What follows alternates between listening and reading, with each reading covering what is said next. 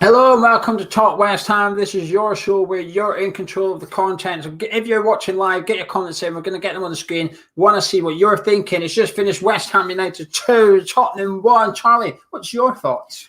I don't want to say I'm in disbelief, but I'm in disbelief at how calm I was. Like towards the end of that game, I think us having that conversation at halftime helped a little bit. But towards the end of that game, and I was sitting down to watch along, I just went, they can do as much as they want right here. I think we've actually got this. I think we're calm, we're collected. We can just batter them away with relative ease. And I think that's what we did. You know, they got a lucky goal from the shortest player on the pitch somehow scoring a header. And then outside of that, I was like, take as many long shots as you want, mate. I don't think any of these are going in. We're good. Brilliant. If you want to join us on the screen or you want to call in and have your say on the video, get in touch with us on Twitter at ChatHammers. Get in touch with them. It's our community account. We follow us as well. We're trying to follow West Ham. We will follow everyone, West Ham fan back on there as well. DM that account and we'll get you in and you can have a little call with us and come on and have a little 5-minute chat with us as well. So let's get the live chat questions. Lewis is asking when the player ratings is at 3:30, Lewis. So that'll be live for the patrons at 3:30. We're doing this for half an hour, then we're jumping on and doing the player ratings. Jake is saying, what a win. I think he's talking about getting 1,000 subscribers. It might be about the game. I'm not sure. Richard's asking how he gets Jake out of the clouds. You don't, Jake. Richard, you don't. You let Jake enjoy it, Charlie, surely. Leave him there. Leave him in the clouds where just for today. Just for today, leave him there. Ben says we've got one of the best defences in the league. Do you agree with that? I think we're certainly up there. I mean, like, that was Tottenham Hotspur with most of, if not all of their best attacking players on the pitch. And we just sort of sat there with 4 at the back as well, not even 5 at the back, and went, go on then, and dealt with it completely calmly. It was brilliant. Ben Jones says it's the proudest he's ever been to support West Ham. This team is something else. David says he's glad you were calm because he was having kittens. I'm with David. I was not in a good state. My blood pressure was not in a good state. It was not a healthy number. If someone came and checked me, I'd have been away to the hospital immediately. El Tal says, do we go for Haaland or Mbappe now that we are massive? Why do we need it? We don't need him, bruv. We got Antonio. We don't need him. We got a guy who can score by luck, sheer luck all the time. We don't need none of these big boys, you know? Thomas, with a back three of Dawson, Diop, dipped. I think he means Diop and Ogbonna work. I think so. I'd be interested to see how it would work out as well. I think it's potentially something we could look towards in the future. But to be honest with you, this formation's going so well. And with 4 at the back, we're dealing with Tottenham quite well. I don't know if we need to change it to a back 3. Upton Parker says last season we'd have lost that what transformation. Now, if you want to join us on the screen like the next gentleman is way to get in touch with us on Twitter at ChatHammers. Get in touch with us on there and we'll get you on. Let's get our first guest on. Gatesy, how you doing? Not bad, Gio. How about yourself? No. Forget about me. I'm delighted. But forget about me and Charlie. Talk us through. What are you thinking? What are you saying about the game? 4th place. Champions League. I mean, what more needs to be said? We're in 4th place. We are sitting there on, 45 points? We've just beaten Tottenham Hotspur, one of our big rivals. Mate, I'm absolutely on cloud 9, mate. Absolutely cloud 9. And, you know, everyone was sort of saying when Ogbonna dropped out that we might be a little bit more weak at the back. Diop's come in and for me, I can't see that we're fundamentally any weaker, really, than what we were before. And now it's a lovely problem that Moisey's got because he's got Balbuena, and obviously when he's fit, he's got Ogbonna sitting on the sidelines. And if Diop and Dawson maintain the levels of performance that they've got at the minute, well, quite frankly, we're going to have a problem getting back in the team. But that's a fantastic problem to have, that strength and depth in such a key position. So, you know, I mean, and just looking at because I know you're a bit of a stats geek like me, Gio, you know, look at the stats. I mean, you know, Tottenham had 20 shots to get 4 on target and score 1 goal. We had 4 shots, all 4 on target, scored 2 goals. Now, to me, that's efficiency. You know, you can turn around and say, well, Tottenham had more possession, this, that, and the other.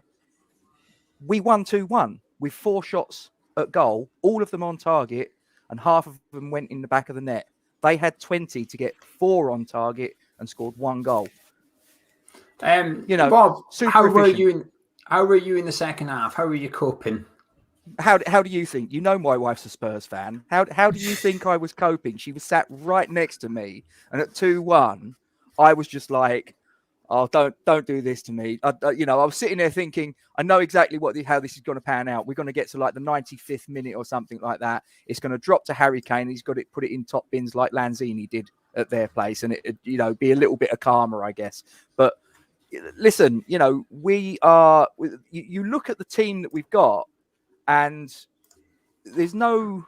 I don't believe any player there that you could look at and go, they are a superstar player. Do you know what I mean? They're all sort of like they're all doing a job. And for me, the team, the whole, is greater than the sum of its parts. Moyes has got a real team bond, a work ethic, and it doesn't matter who comes in. It doesn't matter what the formation we're playing, whether we're playing 3, 4, 5 at the back, whatever the formation we are, whatever the personnel we seem to be selecting at the minute. Everyone knows their job. Everyone knows where they need to be when we're in possession, when we're out of possession. And, that clarity, that sort of, attention to detail that Moyes has got, it's paying dividends. And for me, I know that those came out yesterday about the extra year, the contract activation on Moyes' contract. Yeah, okay, great. But, we need to be planning for the long term. Another 12 months isn't for me a long-term plan. We need to be getting Moyes on a contract that's sort of like for the next 3 seasons or so he can sit there and go, right, okay, this is the plan for next season, the season after, and the season after that. He did it at Everton. I know people go on about the sort of like the Man United gig, but as I said to Charlie on Two Spanners yesterday, that was always a poison chalice for whoever followed Fergie in, and he happened to be the guy. He could never turn that job down. He had to take it, but I think he got a raw deal there. And then the Sunderland thing. Well, let's look at it. You look at the previous 3 managers that Sunderland had. Each time the manager goes in, gets them out of relegation, starts the next season, they get dragged down the bottom. That manager gets sacked. The next manager came in, and it went on about 3 seasons. You had Poyet, Advocat, Di Canio all coming in, and it was just a matter of time before they sort of like went down sort of like the trapdoor. And it just so happened that Moyes again was wrong man in the wrong place at the wrong time. So just quickly, Gates, sorry to cut you. I've got a couple of guests lined up and stuff. Last question is from Andy. It's on the screen now. Just a quick answer. Is today the day that top 5 finish becomes a realistic aim? Is that the Tottenham fan behind you? Yeah. She's keeping quiet. Anyway, she's keeping quiet. She knows her place. Is the top 5 now a realistic aim? Why not? Why not? I mean, it seems to me that the mentality is that Moyes has got, if he's realistic, but I think behind the scenes, he's probably saying, okay, now we're in 4th. Not only do we want to try and consolidate 4th, but you know what? Maybe, just maybe, why don't we try and push for 3rd? Do you know what I mean? It's always, I think with Moyes, it's always going to be about bridging the gap to the next space above and trying to sort of like see how far we can take it. I'm not saying we're going to finish 3rd. I'm not even saying we're going to finish 4th. But I think I said it to Charlie yesterday, if we aim for the stars, we might just get our heads above the clouds. Brilliant. Rob, thank you very much, Gates. Massively appreciate you popping on as always. Good man. Charlie, ready for the next guest? No, I am. I'm excited. I left you a comment in the chat, Charlie. I've just seen it. I was about to reply to you privately. But just checking before we get the next one on. Let's get him on. Let's get the wee man on. Here he is. Jake, how you doing? I'll tell you what. I haven't been. I've been better in a long time. That was amazing. Very good. I think. Go on, mate. No. I was just going to ask you questions. You keep speaking. You chat away. Well, I think we got the go early. Happy days. We were all loving it, and then they piled the pressure on Spurs as we expected. Then we got the second. Lingard, very good finish. They piled even more pressure on. I think they had about 5 very attacking players on the pitch at the same time, and we defended like absolute warriors out there. We were superb. To Dawson, to Diop. Diop was fantastic. To everyone out there, we worked as a team, and we're now 9 points ahead of Spurs. It's just, I don't know what's going on. Well, how were you in the second half, Jake? Were you managing okay, or were you a little bit nervous? Oh, it did get the better of me at one stage because I really did think that we were going to concede a second, but we held it out. Fair play to us. We never make it easy for ourselves, but they definitely asked questions in that second half, and we defended very well to not concede a second. Here's a question for you from Neil. How good was Soufal against Son today, Jake? Oh, well, he's just gone back into the the dressing room, and he's had to take him out of his pocket because he was in his pocket all game. He was superb. He didn't let Soufal do didn't let Son do anything on that side. He frustrated him and he shut him down completely, I thought. Did you see that, Charlie? That is what you call top trolling by young Jacob there. He knows what he's doing, doesn't he? He's a master. He knows what he's doing. Look, he might, but his age, his experience belies his age. He's just out here doing it bits. I'm proud of it, you know. Jake, is that new microphone a reward for hitting 1,000 subscribers? No, it's not. No, I've had it for a while. I've not seen that before. What did you get for 1,000 subscribers? Did you get anything? Not that I'm aware of. No. I'll have to have a word with your dad. Well, do you know what you did get? You know what you did get, Jake? You got 3 points from West Ham today, didn't you? How good a job's David Moyes doing? Oh, he's having a whale of a time. He's going back into that changing room, getting himself a drink of some sort, and I think that he's. I mean, we sit here when the starting lineups were announced. We prefer XYZ to be in there, but his plans just keep on working, and I think we've just learnt as West Ham fans just to say, "All right, Moyes, you've got the plan. Just show us." It's just what he does. Always seems to work. I've got a question for you here. Zicky has said, "Why do you think Bowen has no attacking qualities at the moment, except for his crossing? Or is that a bit harsh? Be honest. Just be honest." What I think, he, especially in the first half, I thought he did give the ball away a lot going forward. I don't quite know what's going on with him, but yeah, I think he did away. I think he did all right defensively, but yeah, not quite sure. He did give the ball away a couple of times going forward, I thought. I've got a comment here from an Everton fan. It says, "Great kid. Not only does it show fan channels are more knowledgeable than Lazy Expo, even the young ones are better." You got an Everton fan there for you, Jake. Jake's got his own channel, West Ham Unofficial. Go YouTube, Google it, have a little look and go find it. Who was your man of the match today, Jake? Oh, I've been debating Diop or Soufal. They were both superb, but I've been flicking between the two. I'll go Diop on here. Diop, I thought he was superb coming in. I mean, there was quite a few people saying, doubting him a little bit. Is he gonna have it? And he did. He put a lot of clinical, very good kind of challenges and blocks in there. He was superb.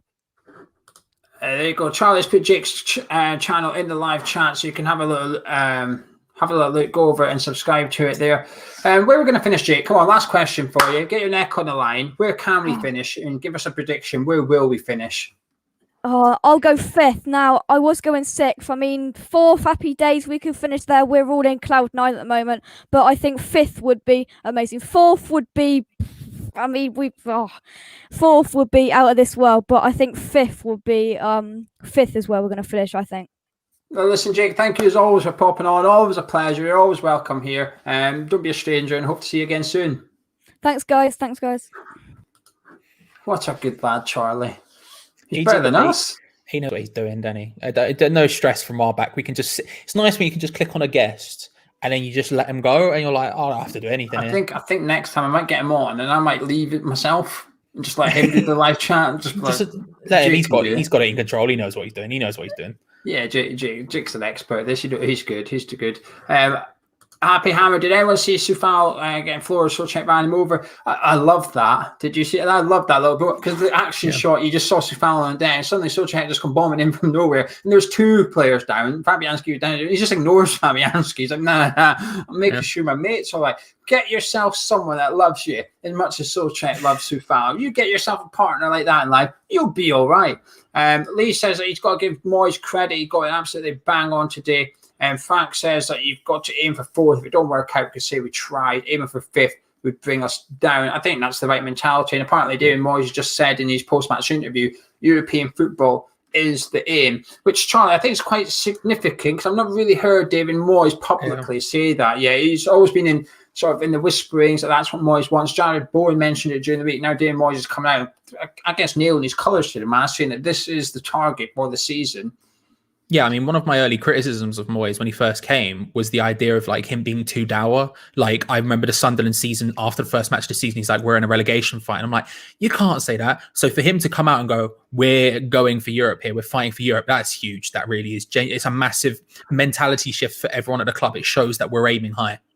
Yeah, completely. And a massive thank you to Frank J. And the comment, this Frank J, because he'd commented that he just signed up for Patreon earlier. Charlie clicked on. So a massive thank you, Frank. If anyone wants to know about it, the link is in the description. Or go to patreon.com/Hammers Chat. We do more content there. Massively appreciate the support. We'd much rather people did that than the super chats and stuff, because then you get more for your money as well. Right, we've got our next guest coming up. If you want to join us on this screen, get in touch with us also on Twitter at Chat Hammers. We'll make it accessible in future, so you can message us on Facebook and Instagram, so on and so forth. But for a minute, it's just Twitter only.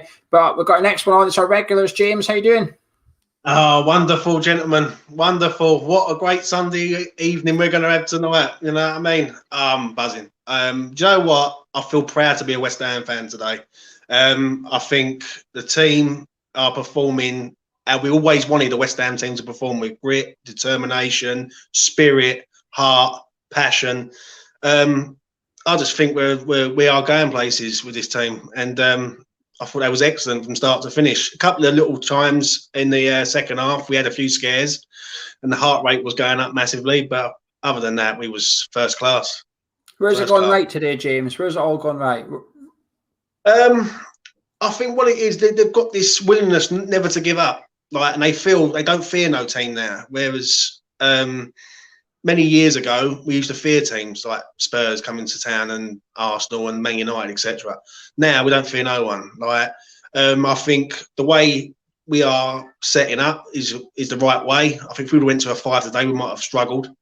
We went to a 4. I thought Kufal is just, oh mate, I can't praise that man enough. He's just first class. To keep Son so quiet in a game, and Son done nothing, like, it says it all to me. I think the signings he's brought in have worked out at the right times. It's just fallen into place nicely, if I'm honest.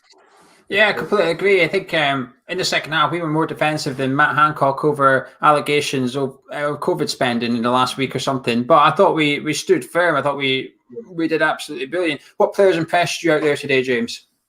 Well, there's a couple, really. I thought Souček, to get a smack in the face, blood out of his face, gets up and still carries on defending. That shows to me what a real warrior that man is in the middle of the midfield.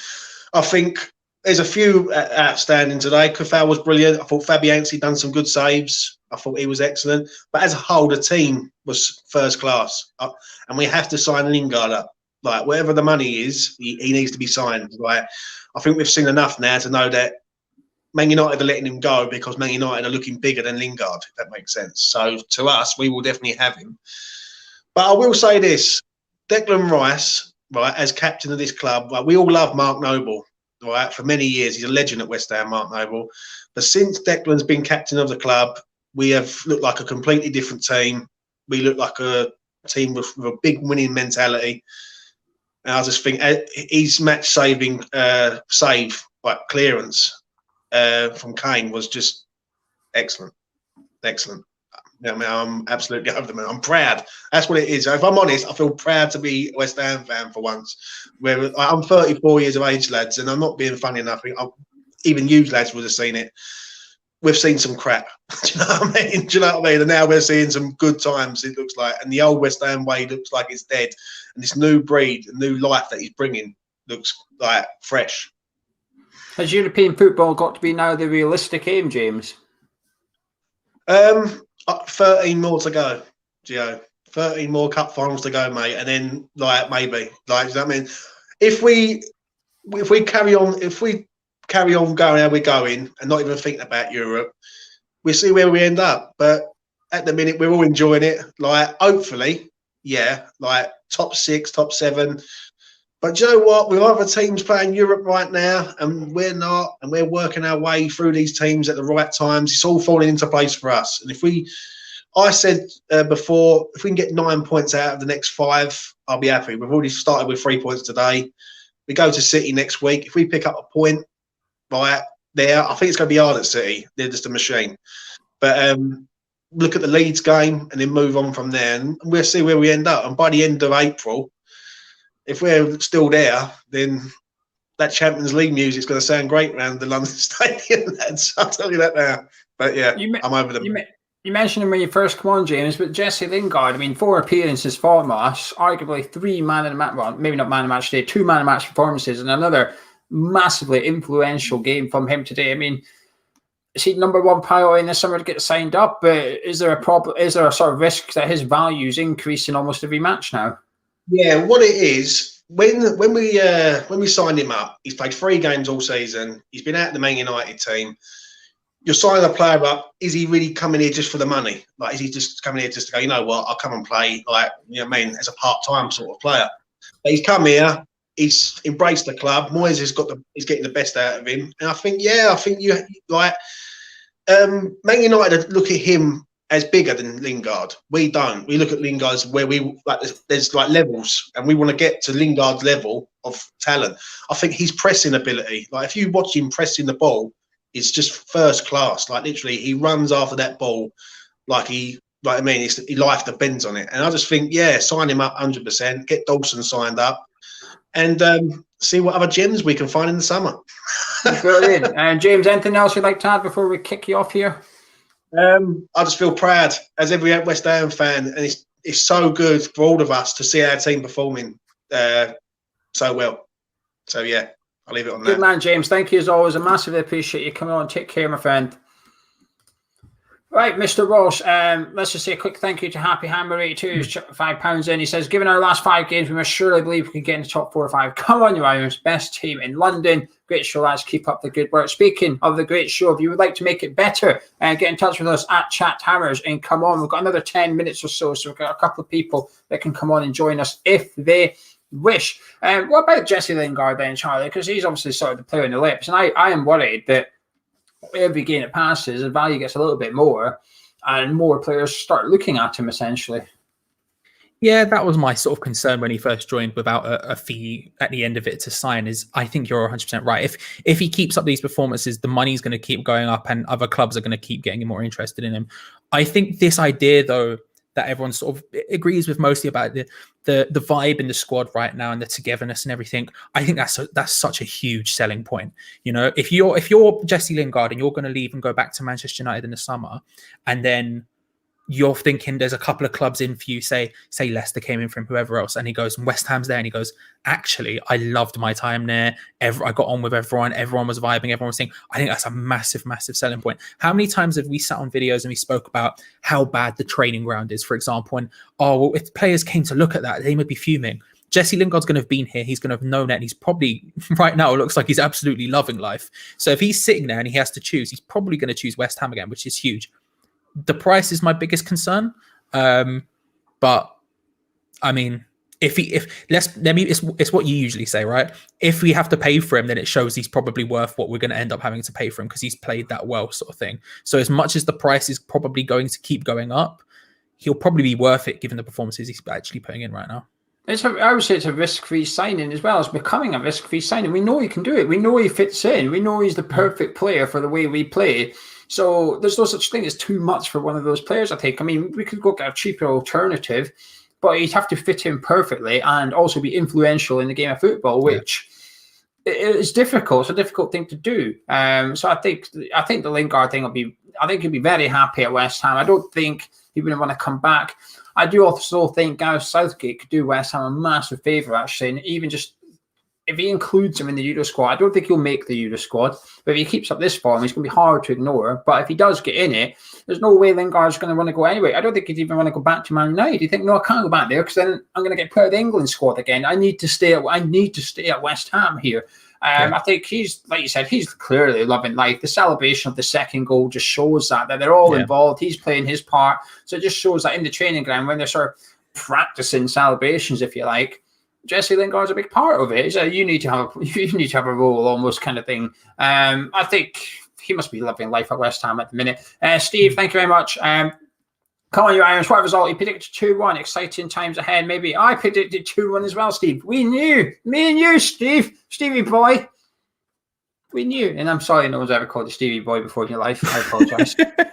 And you just, it's fine. We're all in the malaise of hype. We can live with it today and today only. I mean, I predicted 2-1 to Spurs or 3-2 to West Ham, so I was wrong on both accounts, so don't worry about it. Zaha says, Man United fan, you take 20 to 25 million. See, I think that's too much. I think 20 million would be my top price for him because of his age, essentially, and also he's only got a year left of his contract. So that's a good point. Yeah, I mean, his if we're buying him, we have to remember that we're buying him basically in his peak, towards the end of his peak. We can't go into him thinking this is going to be a guy who's going to bang it out for like multiple seasons for us.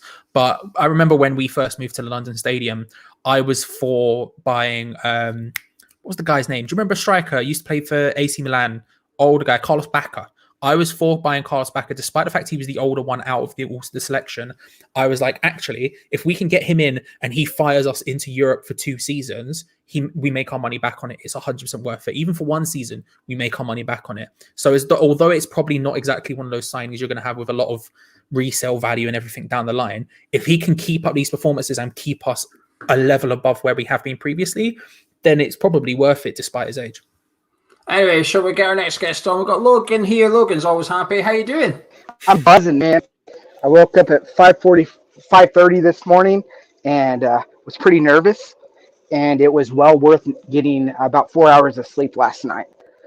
I think we just witnessed Souček submitting himself as a cult hero and as a potential legend in our club. I'm just so pumped with where we're at right now.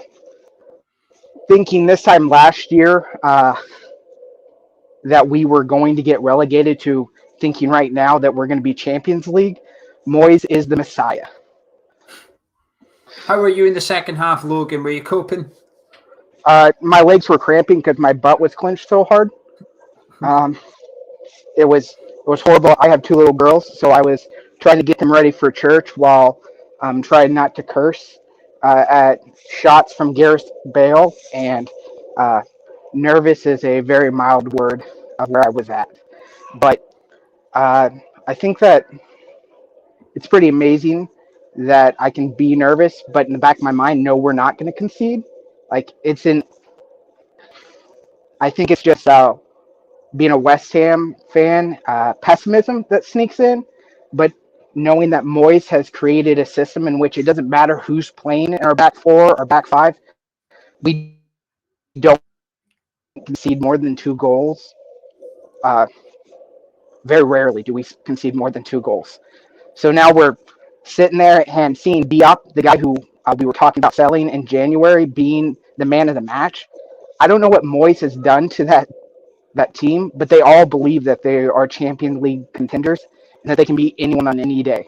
It's amazing. What did you make of Issa Diop today? Oh, he's a stud. I think that all the worry we had that he wasn't worth $20 million that we paid for him has gone out the window. Now Augie's not getting back in the team when he comes back. Like, who's he going to replace? Diop's man of the match. Dawson's a stud for $3 million, whatever. Like, he doesn't have a spot right now.